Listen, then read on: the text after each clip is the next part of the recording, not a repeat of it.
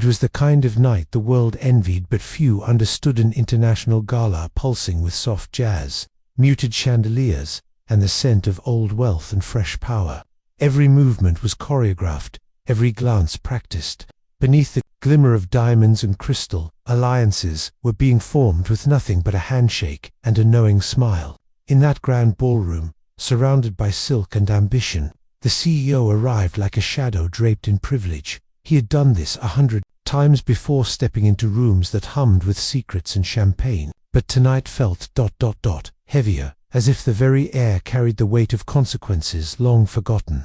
His name floated across the room like a currency, whispered between diplomats and executives, journalists and socialites. Eyes followed him, cameras found him, but he saw none of it, because the moment he entered, his gaze found her. She wasn't part of the powerful. She didn't mingle, didn't pose. She moved between tables with the stillness of someone trying not to be noticed.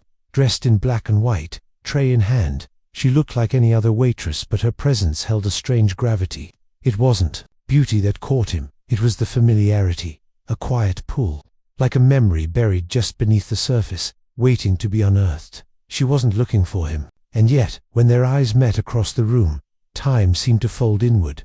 Her gaze didn't flinch, it didn't soften, it held steady, like glass refusing to break. In that moment, he didn't see the gala. He didn't hear the murmurs of business or the laughter that bounced against marble walls. All he felt was the unmistakable, the certainty that she knew something about him. She looked at him like she already knew his sins. The room shimmered with soft color and blurred lights, but her eyes were sharp, accusing, and he couldn't look away. He watched her as she moved, never missing a step, never spilling a drop, but always watching back, not openly, not enough for others to notice, just enough to make him question everything. Who was she? He couldn't remember her face, and yet some part of him did. A place, a moment, a mistake he thought he'd buried around him. The conversations grew louder, deals whispered behind closed doors. A foreign minister slipped him a knowing nod. An investor tried to pull him into talk of numbers and strategies, but he wasn't listening. Not fully. The gala became background noise, a moving painting he no longer understood, because the room didn't belong to him anymore. It belonged to her. He noticed how no one else gave her a second glance, how easily she moved among them, invisible, in plain sight. But to him, she was the only real thing in that room. Everyone else faded behind her stillness. She passed by him once, close enough to touch. He caught the faint trace of lavender and something colder, like winter air caught. In a memory, she didn't speak, she didn't smile. Just one glance, and then gone again. But that look lingered. There was no conversation, no flirtation, no names exchanged. Just a silence that said too much. Something in him stirred Dunya's curiosity, maybe guilt, he wasn't sure. But something in his chest felt different, off balance. The kind of feeling that doesn't fade by morning. He turned to follow her once, just for a moment, but she had already disappeared into the sea of glitter and chatter, and yet the echo of her presence stayed with him, like a thread quietly tugging at the seams of his carefully stitched life. That night, for the first time in years, he left a gala early, not because he was tired, but because for the first time, he felt seen, not as a CEO, not as a brand, but as a man with shadows. A man with history. And someone had remembered, someone who had once lived in the silence of his past, and now stood quietly at the edge of his future. The night stretched on like silk, soft, seamless, and hiding wrinkles in its folds. The ballroom buzzed with elegant laughter and carefully crafted conversations. Glasses clinked, and orchestras shifted into softer melodies as the atmosphere turned warmer, slower, more indulgent. But his attention wasn't on the room. She had reappeared across the distance, between a golden centerpiece and a mirrored pillar. Her eyes found his again. No smile, no reaction, just the stillness of someone who sees too much and chooses to say nothing. It wasn't chance. Not anymore. He watched her from across the space, the crowd now a blur of movement between them. Her tray rested steady on her hand, but there was something in her posture, a pause that didn't belong to a waitress working a high-profile event. It was too aware, too controlled. She stopped beside him once more, this time without looking directly at him. He placed his empty glass on her tray. Then, after a heartbeat too long, he asked quietly, perhaps out of habit, perhaps out of need, another drink. She didn't nod, she didn't move. She just looked at him, and in that split second, it was as if the whole room slowed down again. The murmurs softened, the music faded. Only her eyes remained, wide, dark, and quietly burning.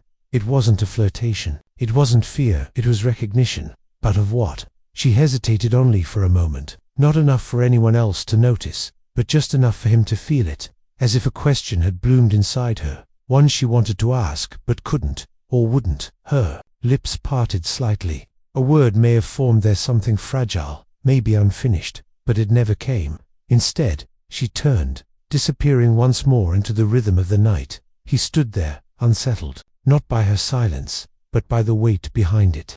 That look, that long, hollow look, was not the gaze of a stranger. It was a mirror, reflecting something forgotten. He couldn't stop thinking about her face, the shape of it, the pause before she walked away, the way she never blinked when their eyes met, as if blinking might break whatever thread existed between them. Somewhere inside him, memories stirred like dust in a locked room, but he couldn't place her, not yet. Still, something deep and primal inside him whispered that he should have remembered, that he once knew that silence. He scanned the room again.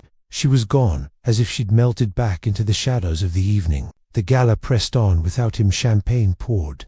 Laughter rose, but his thoughts were trapped in a loop that wouldn't let go. He asked himself the same question over and over. Who was she? But another question soon followed. What did I do?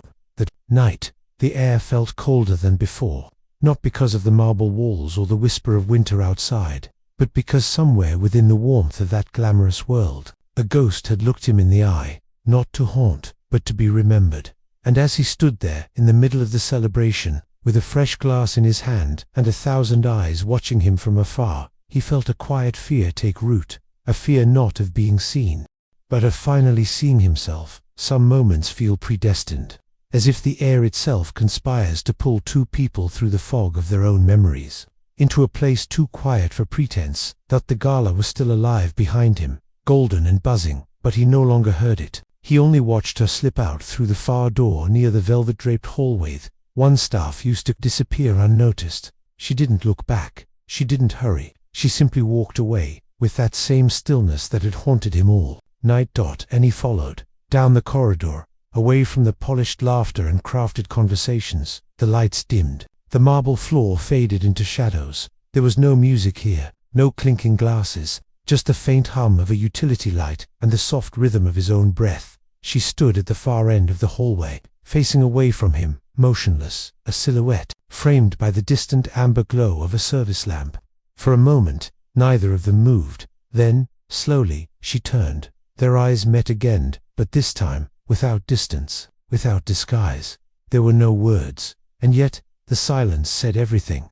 Not the silence of strangers. The silence of something unfinished, something that had once mattered, something that had once hurt. He took a cautious step forward, as if approaching a version of himself he wasn't sure he wanted to meet. She didn't move, didn't invite, but she didn't retreat either. There was a storm inside him, 100 unspoken questions, memories clawing at the edges, and the unbearable tension of recognition without clarity. She watched him carry all of it in his eyes. Another step, another heartbeat, and then, it happened. He kissed her. It wasn't urgent, it wasn't planned. It was a collision of emotion too old to explain and too strong to resist. For a brief, suspended moment, the world narrowed to breath and proximity and memory, trying to remember itself. She didn't resist, but she didn't lean in either. Her lips were still, her body unmoving, as if the kiss belonged only to him.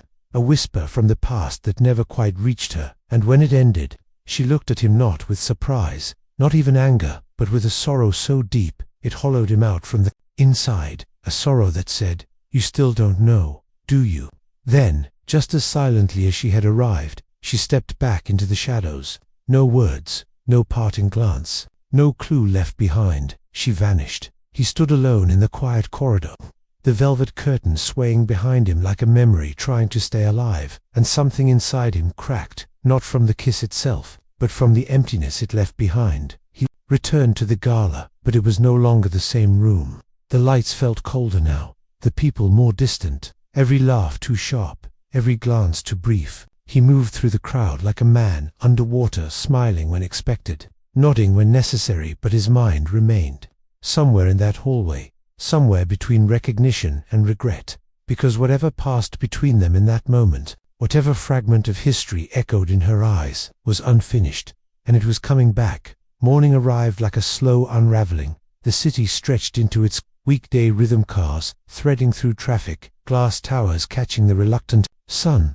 But inside the upper floors of one of those towers, a very different kind of energy pulsed. A conference room sat high above the noise, sleek and pristine, built for billion-dollar conversations. Every detail was deliberate, from the perfectly angled leather chairs to the filtered sunlight spilling across the polished table. Today, power would speak many languages, and every word would matter. He entered with the presence of someone used to being the center of gravity, tailored, controlled, a coffee in hand. But beneath the surface of his composure, the night before still echoed. That kiss, her silence, her absence. He had tried to shake it off, bury it like 1,000 other things he had learned to forget, but the feeling clung to him tight, cold, unresolved. He took his seat. One by one, the delegation from overseas entered.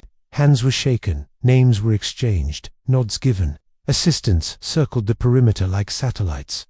And then the door opened once more. She stepped in, not in uniform, not holding a tray, but in a sharply cut suit, clipboard in hand, hair pinned with quiet elegance. She was poised, professional, measured, and she was her. The waitress from the gala, the woman from the hallway, the woman he kissed. She walked calmly to the head of the room and stood beside the lead negotiator. She said nothing, but the moment she opened her folder and adjusted the earpiece, it became unmistakably clear she was the translator.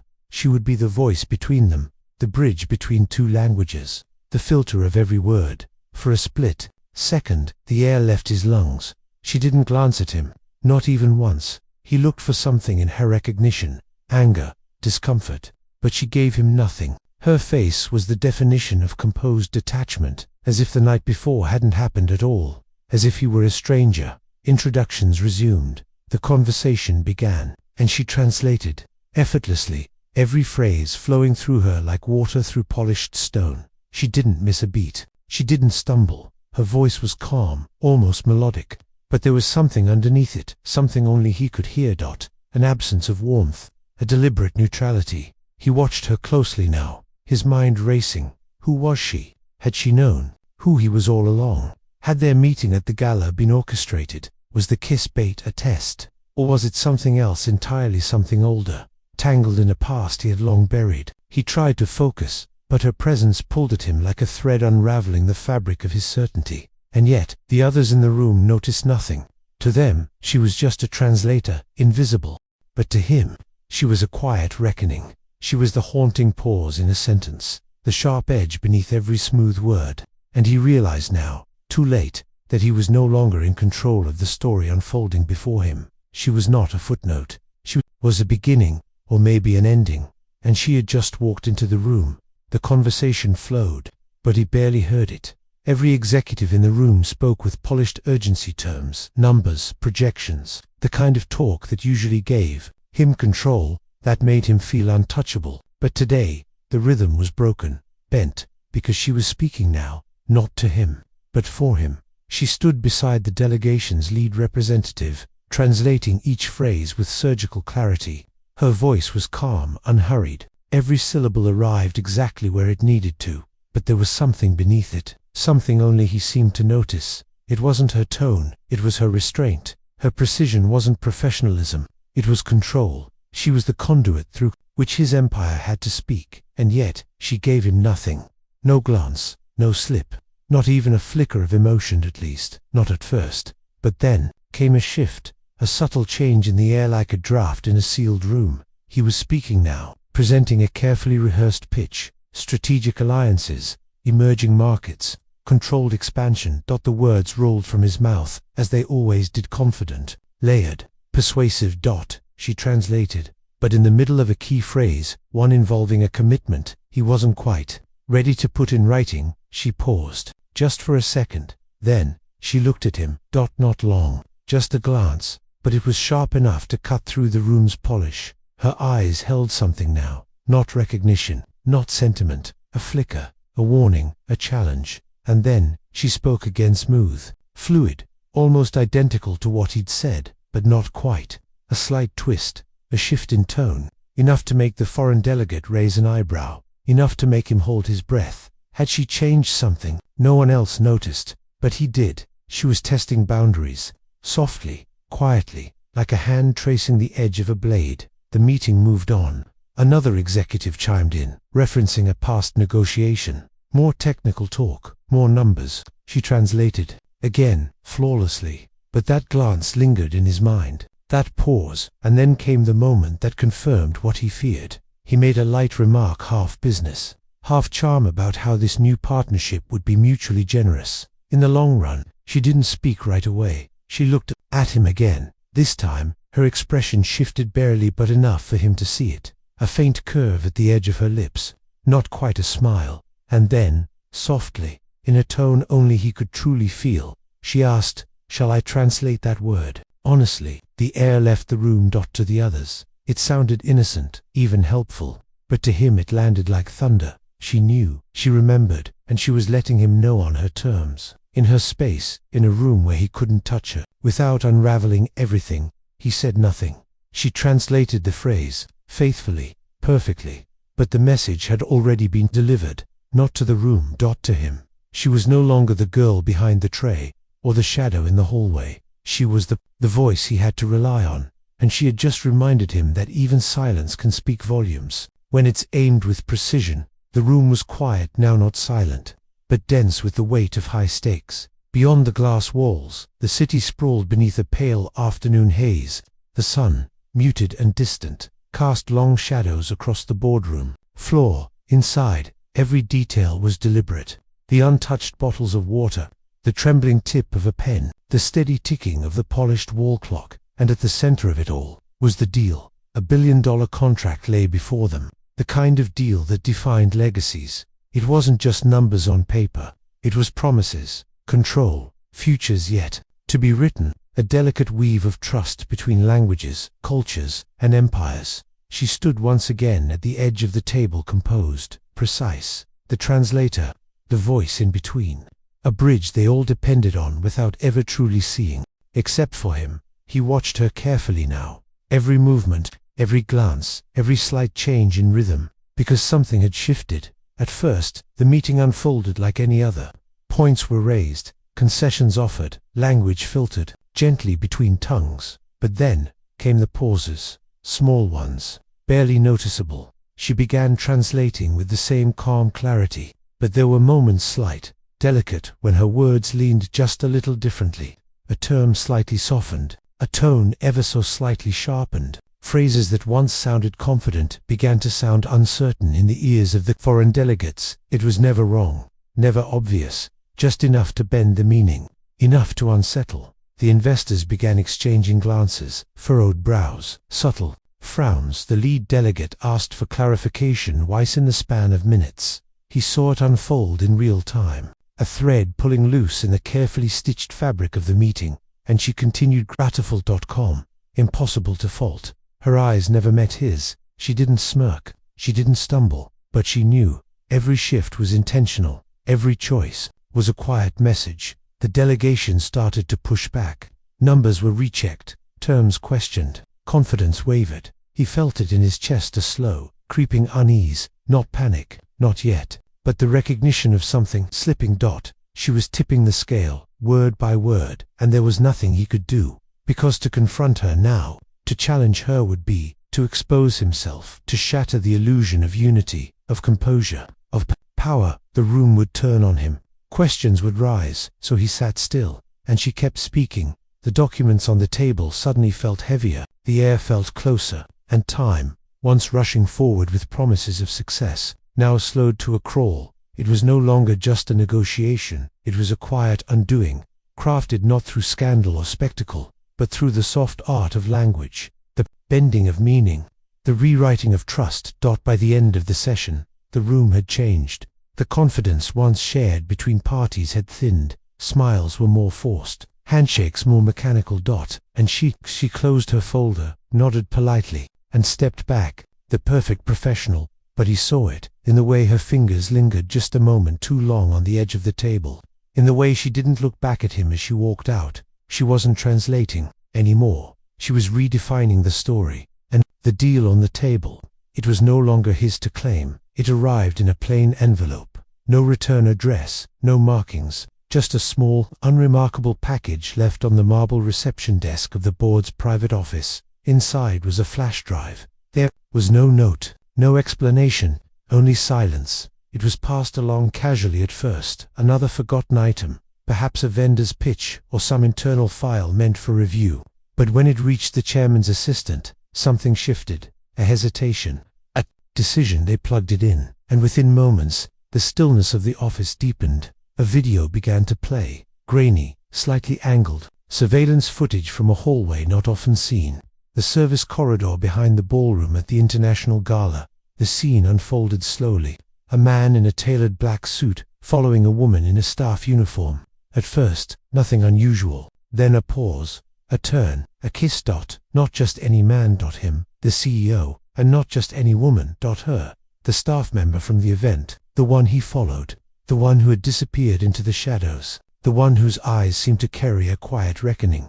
The kiss was brief, but unmistakable. She didn't resist, but she didn't respond. Her stillness said more than the act itself. The footage ended abruptly. Silence followed, and then shock within. Hours. The board was summoned for an emergency meeting.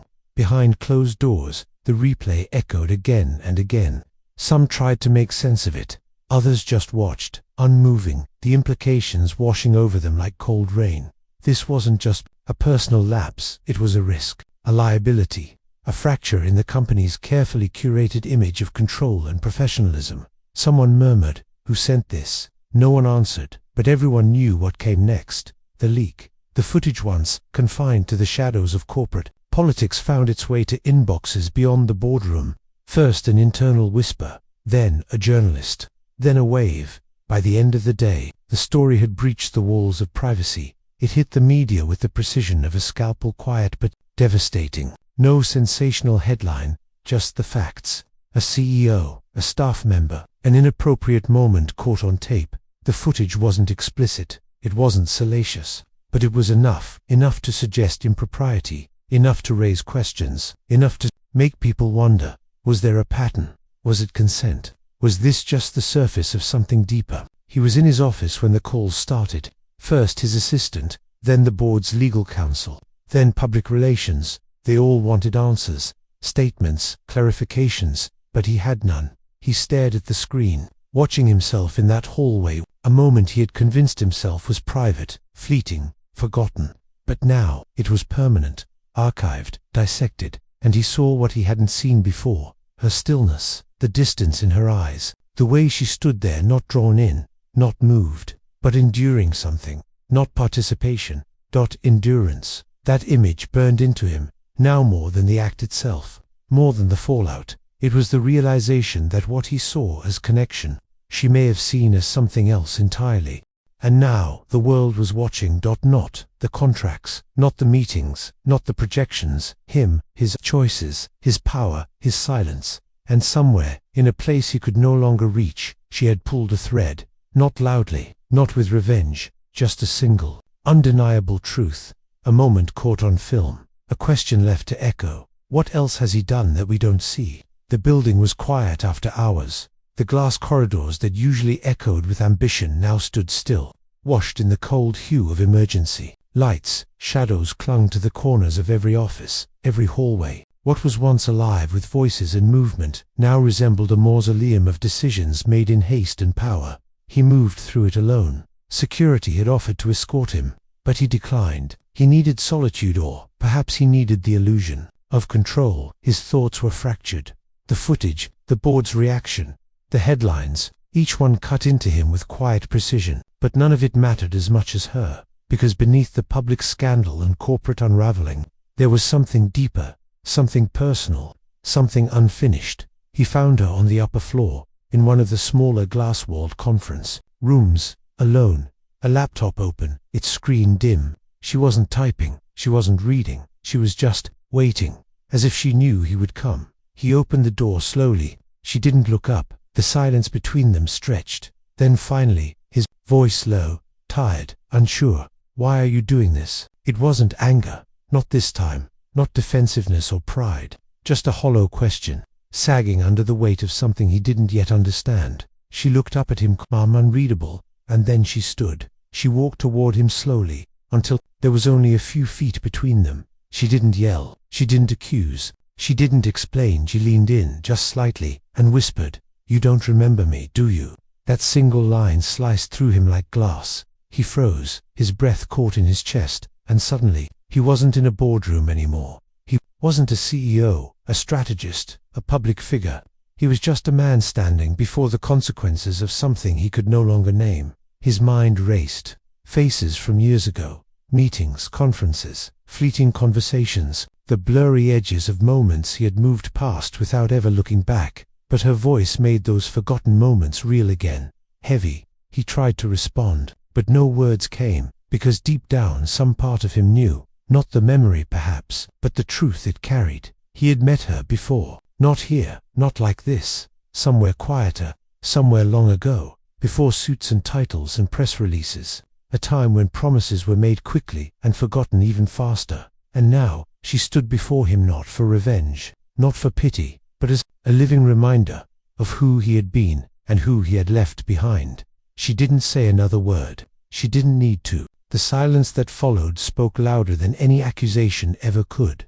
He stepped back, stunned not just by her presence, but by the sudden collapse of the story he told himself about who he was. And as he turned to leave, the hallway stretched, endlessly ahead of him, empty, cold, and echoing with a question he could no longer avoid. What did I do to her? Memories don't always return in order. Sometimes, they come back in pieces out of sequence. Out of time, like old photographs spilled across a cold floor. That night, as he sat alone in the quiet of his penthouse, overlooking a city that no longer felt like his, the silence pressed in, and the fragments began to surface. Not loud, not vivid, just faint shapes in the fog. It started with a place-on office, bathed in sunlight, windows open to the hum of a foreign city. He was younger then, less polished, hungry, on the cusp of everything. It was a summer internship, temporary, forgettable, a stepping stone on a long road upward. He remembered the language barrier, the cultural dance, the need to impress. But more than that, he remembered her. She wasn't a stranger, not truly. She had been there, in that office, a local translator, quiet but sharp, the only person who made him feel understood, in a place that didn't quite welcome him. She helped him navigate, not just the language, but the nuance, the tone, the rhythm of another world. They worked late some nights, shared coffee, ideas, laughter that felt easy, unguarded. He remembered the look in her eyes when she listened, present, attentive, sincere. He had forgotten that until now. The memory sharpened. There was an opportunity, a presentation to an overseas client. High stakes. She helped him prepare, coached him, translated technical documents, even edited his speech. He was nervous. She believed in him. He delivered it flawlessly. But when the praise came, when the credit was given, he didn't mention her name, not once, not to the client, not to his superiors. She had done half the work, maybe more. He had let the moment pass, willingly, carelessly, as if she were background, as if her voice only mattered when it served his own. And that wasn't the end. There was a rumor, a misunderstanding. One of the executives believed she had overstepped it then on too much responsibility. He could have corrected them. He could have told the truth. Instead, he said nothing. And silence, in that moment, became betrayal. She was let go days later, quietly, without fuss. He never saw her again. Until now, the weight of it pressed into his chest like stone. He had moved on, climbed higher, written it off as office politics, a blur in a long career. But now, under the dim light of truth, he saw it for what it was. A lie, not spoken, but chosen. He had erased her, not maliciously, just conveniently. But she had remembered, not out of vengeance, not out of hatred, out of truth. She had rebuilt her life, somewhere far from where it ended. And now, she stood before him, not broken, not bitter but composed, intentional, and unforgettable.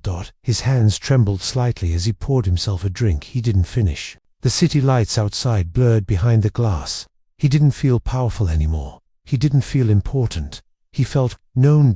In a way no one else had ever known him, in a way he had spent years avoiding, and as that memory settled fully into place, a single thought echoed through him, sharp, hollow, inescapable. Was it her, all along? The woman at the gala. The translator at the table. The girl he left behind in a sunlit office, waiting for a recognition that never came. And now, she was rewriting the silence, one memory at a time. It started subtly, a hesitation here, a word misplaced there. Small shifts in meaning that no one questioned because her voice carried authority now. Calm, professional, impeccably measured, she sat once again at the negotiation table, dressed in poise and silence, the translator, the bridge between languages, the filter through which every critical sentence passed. But now, the bridge was bending. She had become the quiet architect of a new narrative, one only he could feel unraveling in real time. He watched as she turned his promises into uncertainties, his reassurances into vague doubts, his commitments into veiled threats, and still, she said nothing to him directly. No glances, no smirks, just her voice, slipping like silk between delegates, altering meanings by degrees so small they couldn't be caught. But the effect was seismic. One investor shifted in his chair, suddenly unsure. Another leaned toward his advisor, whispering behind a hand. The tone of the room changed abruptly, but inevitably, like warmth leaving a room as the windows slowly opened to winter. He tried to regain control, to rephrase, to soften, but with every sentence, her voice betrayed him. And the betrayal was elegant, because no one could prove it. On paper, her translations matched. On record, she performed flawlessly, but nuanced tone, implication, suggestion lived in the spaces between words. And that's where she struck, not with noise, not with scandal, but with quiet intention. The board grew restless, the clients impatient. They began asking for clarifications, as asking him to repeat himself, asking for details that had already been agreed upon. Only now, they were confused, uncertain. He sat there, watching the pillars of his reputation slowly erode, built over decades, now shaking under the weight of unseen sabotage, and he couldn't stop it, because stopping it meant accusing her, and accusing her meant admitting what he couldn't yet prove, that she remembered that she was speaking the truth. In another language, he clenched his jaw as she delivered his final pitch of the day, just slightly too harsh, just slightly too cold.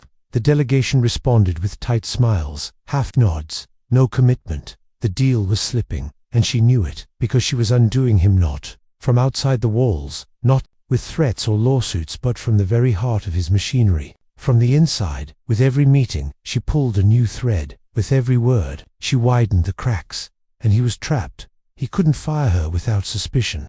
He couldn't accuse her without proof. He couldn't fix what she was slowly, meticulously unraveling. Not without confessing why. So he sat in silence, stripped of power, not by force, but by fluency, by a voice he once ignored, by a girl he once forgot, now returned as the woman who knew exactly where to press, and when. And somewhere, in the stillness of that realization, he felt something deeper than fear. Respect, because she wasn't loud, she wasn't cruel, she was precise. And revenge, in her hands, had become an art. It was the kind of morning that began in silence, but not peace, a stillness before the storm. His phone buzzed on the bedside table once, twice, then in a steady rhythm of panic. Emails, missed calls, notifications stacking like falling dominoes. He didn't reach for it immediately. Something in his chest already knew. By the time he walked into the office, the damage had bloomed. Screens across the room played the same footage on a loop. News anchors speaking in carefully restrained tones, eyes heavy with judgment, voices dipped in scandal. Private boardroom recordings had leaked, not video, audio, conversations from months prior, closed-door meetings, strategy sessions, laughs that now sounded sharp, comments that once lived in privileged space now exposed in the raw light of day. But it was his voice that cut through it all, clear, unapologetic, dismissive, a man talking not to build, but to own, to dominate, to win. He listened as his own words echoed back at him from the headlines, tone-deaf remarks about the staff, thinly veiled jokes about power and compliance, entitled, cold, inappropriate, taken on their own.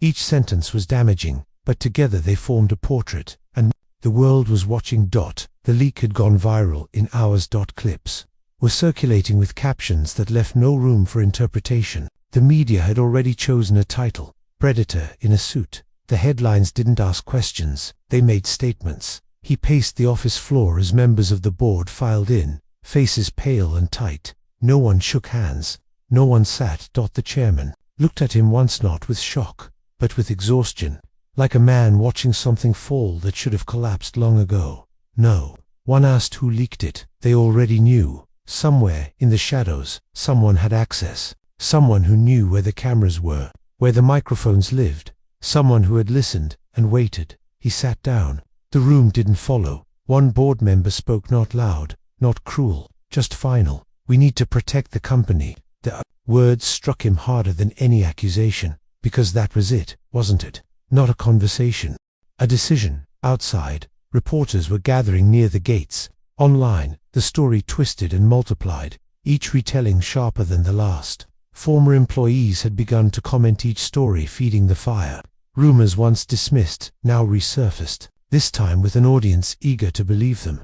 He watched it unfold, and for the first time in years, he didn't speak, not because he couldn't defend himself, but because he finally understood. This wasn't about guilt or innocence. This was about what he had become, and how loudly the world had started to hear it. The unraveling didn't come with sirens. It came in silence. The kind of silence that follows an impact when everything still stands, but nothing feels real anymore. The morning after the board meeting, headlines painted his face across the city like a stain that wouldn't wash out. His name was no longer synonymous with power or vision. It was scandal now. A symbol, a warning. The stock price plunged, not a dip, a free fall. Investors pulled back like the tide before a storm. Contracts were suddenly under review. Partners withdrew with polite emails and no follow-up calls. The empire he had built, brick by careful brick, was now shedding weight like a sinking ship.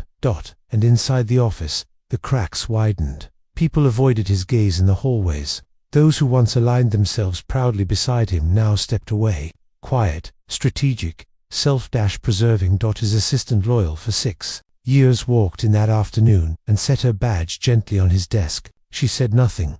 No anger, no farewell, just a tired look, and then she was gone. The rhythm of his day collapsed. Meetings cancelled, messages unanswered. His phone buzzed constantly, but now it wasn't power calling. It was pressure, questions, threats, the soft hum of everything slipping. Outside his house, reporters gathered like shadows, cameras raised, flashes popping. Questions flew like arrows. Do you deny the allegations? Was she coerced? Do you believe you're above accountability? He didn't answer. He didn't even step outside. He stood behind glass, watching the world blur through the rain. And still, the worst part hadn't come. Because despite everything, despite the chaos and the headlines and the sinking reputations, something deeper gnawed at him. A cold, shapeless guilt that wouldn't take form. He still didn't remember what he did to her. Not fully. Pieces had returned. A face, a hallway, a summer long ago. But not the moment, not the fracture, not the thing that turned her silence into strategy. He tried to summon it, sat for hours, eyes closed, drifting through time, trying to find her in the blur, to recall what version of himself she had known, and why that version had ruined her. But all he found was fog. A tangle of blurred timelines and careless choices, and that was the sharpest wound of all. Not remembering didn't make him innocent, it made him worse, because whatever he did, it had clearly mattered to her, enough to carry it all these years, enough to return with purpose, enough to dismantle him, piece by piece, without ever raising her voice. He leaned against the glass. As thunder murmured low over the city, in that moment, he wasn't a man facing scandal. He was a man facing memory, and finding nothing. And maybe that was the point, that some scenes leave no scar on the sinner, only on the one who was left behind. It was long after midnight when he returned to the building. The lobby lights were dimmed. The air held that sterile hush of after hours, where even the marble floors seemed to echo guilt. He didn't belong there anymore, not in the way he once had. No meetings to lead, no hands to shake, no power to wield. But he wasn't looking for power. He was looking for answers. She had left the office hours ago. Her light was off, her desk immaculate, no photographs, no clutter. Nothing personal, just like her demeanor, precise, private, silent, but something had to be there. some proof that she had once known him, and that he had once mattered to her. The handle on her office door gave way easily with the master key, still hidden beneath the edge of the old fire panel, a habit from the days when he ruled this place without question. Inside, the space was clean, almost cold, a single chair, a laptop, a small plant barely clinging to life. But it was the drawer that drew his attention. The bottom one. Locked. He crouched in silence, the weight of everything pressing against his chest. The lock was cheap. A flick of tension and it clicked open. Inside was a letter, folded carefully, yellowed at the edges. Fragile, he unfolded it with shaking hands. The handwriting stopped him cold. It was his Dot, but younger, more naive, more hopeful. The lines were uneven, like they were written in a rush. Words dipped in urgency. A letter, written years ago, from him, to her. The words spilled out in waves, for delays, praising her work, thanking her for keeping him sane in a foreign place that felt too big for him. But then, it turned out, he promised things, small, foolish things. A call when he got home, a recommendation letter, a future job. Maybe we'll work together again soon, he had written. Something more permanent, if you're open to it. And at the bottom, I won't forget you. He had signed it, with a smiley face like it was nothing, like she was nothing. And then, he never called, never wrote, never reached back. He left Dot, and that letter, this quiet artifact, was the only thing that remained of him in her world. She had kept it, not framed, not displayed, but hidden, locked away. He sank into her chair, the paper trembling in his grip. Now, he remembered, she had meant something to him, if only briefly. She had helped him, believed in him, maybe even waited for him, and he, in turn, had given her empty hope. He had walked out of that country, that chapter, that connection without a second thought. To him, it was just another stepping stone. To her, it was a door never opened, a promise broken before it could become real. He looked down at the words again, his own voice frozen in ink, now heavy with shame. Dot. How many years had this sat in her drawer? How many times had she opened it? How many moments had she spent wondering what she had done wrong? And now, decades later, she had answered, not with rage, not with vengeance, but with silence, with precision, with presence, with memory. The letter crinkled in his palm as the weight of his past finally settled fully into place. He hadn't just failed her, he had forgotten her, and now, she had made herself unforgettable. The office was quiet again, but this time, it wasn't his silence that filled the air. She was already standing when he entered, back straight, face composed, hands gently clasped. She knew he'd gone into her drawer. She knew he'd read the letter, and now, she was ready. Not to explain, not to accuse. To be heard. He stood there, unsure of how to begin. For once, words failed him, the man who had built an empire on articulation, on performance, on the polished weapon of language. But she didn't wait for him to speak. She stepped forward. Her voice was soft, but behind it, years trembled. Wasn't a fling. Her eyes met his, holding him steady like the edge of a storm. I was your future, until you threw me away for convenience. The air didn't move, neither did he. And slowly, painfully, he remembered, not just the letter, not just the coffee and the late nights. He remembered the goodbye, how she had looked at him at the airport gate, hopeful, uncertain, how he had promised he'd call, and how, somewhere between the plane and the next meeting, he chose ambition over intimacy, momentum over meaning. He left her behind, not because he didn't care, but because it was easier to move forward than to carry something real. He had convinced himself it was nothing, a moment, a summer, a story that wouldn't matter once the doors of power opened, but it had mattered. To her, she had waited, held on to his words, watched him rise face on magazines, voice at conferences, while her voice was erased, while her memory was silenced, until now. Now she stood in front of him, not as a ghost from the past, but as the only person brave enough to show him who he really was beneath the polish. He lowered his eyes.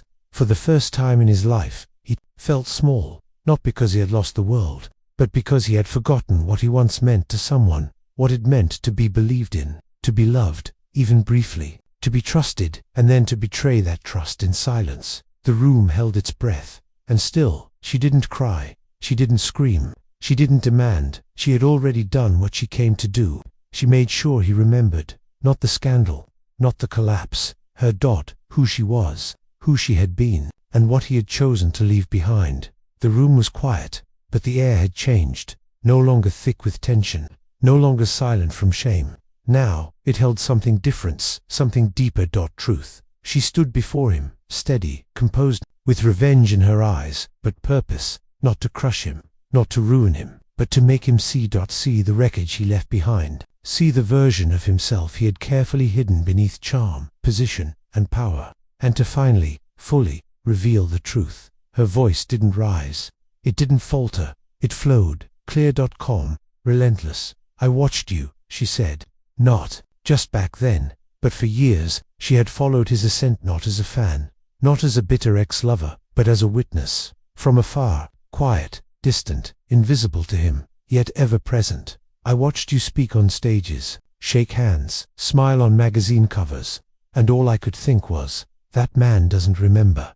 And she was right. He hadn't, not until now. I rebuilt myself, she continued. I started over in a city where your name didn't mean anything. I worked in cafes. I taught language classes. I learned how to let go of who I thought I was, because you forgot who I was. And still, she didn't flinch. Not once. He stood frozen in the weight of her words. He had spent years carving his place in the world. She had spent those same years healing, not plotting, not chasing vengeance, becoming something more than what he left behind. I could have exposed you sooner, she said, but that would have made me like you, loud, ruthless, disconnected. Instead, she waited, she watched, she listened, and when the time came, she stepped into his world, not as the girl he once used, but as the woman who now held the mirror to his face, and the mirror didn't lie. I didn't come to destroy you, she said at last. I came to reveal you. Those final words struck deeper than anything else, because in the end, what she gave him wasn't punishment, it was clarity. She didn't burn down his legacy. She simply showed the world what it had been built on. Broken promises, erased names, the soft violence of forgetting. She turned to leave no need for dramatic exits, no lingering stare. Her truth had already been spoken, and for the first time in his life, he wasn't being watched for what he achieved, but for what he had done. Not fame, not failure. Just truth. The stage was simple. A dark velvet curtain, a row of microphones, a plain podium that somehow looked too small for the weight it now held. There were no lights this time, not the kind meant to glorify, only the harsh, cold glare of truth and the blinking of camera shutters. Outside, the world was waiting. Reporters pressed close, phones raised, eyes locked, but no one cheered, no one smiled. This wasn't celebration, it was reckoning. He stepped onto the stage slowly. No entourage, no polished press kit, no confident grin. His shoulders slouched not from age, but from gravity. Not the kind you feel in your bones, the kind you carry in your conscience. He looked older now, as if the last week had taken years from him, and maybe it had. He stood before the microphone, hands trembling slightly, as if even sound now required courage. And then he began. His voice, once smooth, rehearsed, reliable, was unsteady, cracked at the edges. I've built my life on influence, he said, and I used that influence, selfishly. There were no gasps, no interruptions, just silence. He didn't look up, didn't scan the room for allies, because none remained. He continued, each word heavier than the last. I've manipulated trust, I've blurred boundaries, I've allowed power to convince me that people were disposable, that moments didn't matter. He paused, eyes closing briefly, but they did matter. She mattered. The cameras didn't blink. They captured everything. The quiver in his breath, the wetness behind his lashes, the slow, visible collapse of ego. He confessed not just to one mistake, but to a pattern, moments of quiet abuse, of unspoken coercion, of assuming the world would bend for him because it always had. He admitted to ghosting those who helped him rise, to silencing voices behind his success, to remembering victories, but not the people who made them possible. And then he spoke of her. Not by name, she had earned that dignity, but with reverence and regret. He acknowledged what he had taken from her, not in action, but in indifference, not in assault, but in abandonment. The kind of wound that doesn't bleed, but echoes. He said, I made her invisible, and she spent years learning how to be seen again without my permission. And then, he stopped. No pleas for forgiveness, no calls for redemption. Just stillness. because he knew this confession wasn't a turning point, it was an ending, and endings, by nature, don't ask to be rewritten. He stepped back from the microphone. 1,000 voices stayed silent. No one clapped, no one shouted. It wasn't vindication. It wasn't closure. It was just truth. At last, and though it had arrived too late, it had arrived honestly. The fall wasn't sudden. It was slow, deliberate, one silent door closing after another. He didn't return to the office. There was no farewell gathering, no final meeting, no handover. His name was quietly removed from the company website. His KEYCARD-disabled. The board issued a brief statement. No warmth, no sentiment, just fact. Effective immediately, he no longer holds a leadership role. The press covered it with clinical precision. A rise, a scandal, a dissent, and then they moved on, but he didn't. He returned to his penthouse, the one with floor-to-ceiling windows that once made him feel untouchable. Now they just made him feel exposed. The rooms were too big now, too clean, too quiet. Every sound echoed. Footsteps, breath, the ticking of a clock he didn't remember buying. The silence wasn't peaceful. It was loud, filled with ghosts. He walked through each room like a stranger. There were awards on the shelves, letters of praise framed in gold, a wall of photographs, smiles, handshakes, stages. He stared at them like they belonged to someone else. And maybe they did. In the kitchen, the light flickered. In the living room, the shadows stretched longer than they should. Everything felt still, but not in a comforting way. In the way abandoned places do. He poured himself a drink, didn't sip it, just held it, as if it might anchor him. But nothing could. Not anymore. The phone had stopped ringing. The emails were few and only to sever ties. Even old friends had fallen silent, unsure how close to stand to a man now marked by disgrace. He sat down on the edge of his couch, surrounded by the weight of everything he had built and broken, and in that silence he replayed the kiss, that brief, quiet moment behind the velvet curtain, where everything began to unravel. It had felt like a spark, then a thrill, a secret, but now he saw it for what it truly was. Not romance, not connection. Consequence. That kiss wasn't a beginning. It was the result. A final link in a chain of choices rooted in carelessness, fed by arrogance, sealed in silence. She hadn't kissed him back. Not really. And he had known that, but he ignored it. Just like he ignored the letter, the promise, the girl with the steady eyes who believed he would remember. He closed his eyes, but even in darkness, there was no escape. Only echoes of who he could have been, of what he could have changed, of a future that once waited quietly and was left behind without a second thought. Now, he had everything he had earned, and nothing that mattered. It began without fanfare. No paparazzi, no applause, no velvet curtain. Just a quiet morning, a silver sky, and the sound of her footsteps echoing through a corridor she used to walk as a shadow. Now she walked as something else. The door to her new office was already open. Her name etched onto the glass. Not hidden, not temporary, permanent, earned. She paused just before entering, just for a breath, then stepped inside. It was modest. By corporate standards, books lined the walls. Plants climbed the windowsill. A soft light filtered through white curtains, catching in the corners of the room like memory. It didn't feel like triumph. It felt like balance restored. She set her bag down, smoothed her jacket, and then turned to face the city. From this height, the skyline looked peaceful. The very buildings that once held power now simply looked distant, small, quiet. The media called her a mystery. Articles tried to trace her story, connecting fragments, guessing at timelines. The waitress who rose in silence, the translator who toppled a giant, the woman who spoke without shouting. Some called her a hero, others an opportunist, but none of them really knew, because she had never told her full story. Not to the press, not even to those closest to her. She had let the world create its own version, and in doing so, she reclaimed something deeper, her power to define herself, her terms. The truth was simpler than they knew. She hadn't ruined him. She hadn't needed to. He did that all on his own. All she had done was stand in the space where he once forgot her, and become unforgettable. From waitress, to translator, to something larger. Now, she led the firm's new cultural diplomacy unit, a program she designed herself, one rooted in listening, in nuance, in the kind of communication that didn't dominate, but connected. built not from power, but from empathy, because she had seen what power without empathy could do, and she wanted no part of it. She moved to her desk. A notebook lay waiting, blank pages untouched, waiting for the next chapter. She sat, took a pen from the drawer, and for a moment just breathed. This wasn't revenge. This wasn't a reward. This was a reclaiming dot of voice, of story, of self. She remembered the letter, the promises, the silence that followed. She remembered the heartbreaks, small, sharp, invisible to the world. She remembered how long it took to unlearn the lie that she wasn't enough. But most of all, she remembered becoming not for him, not because of him, but in spite of him. She whispered to the quiet room, almost like an exhale, "I didn't ruin him. He did." And then she smiled, not out of pride, but out of peace, because the past no longer owned her, and the future finally belonged to her.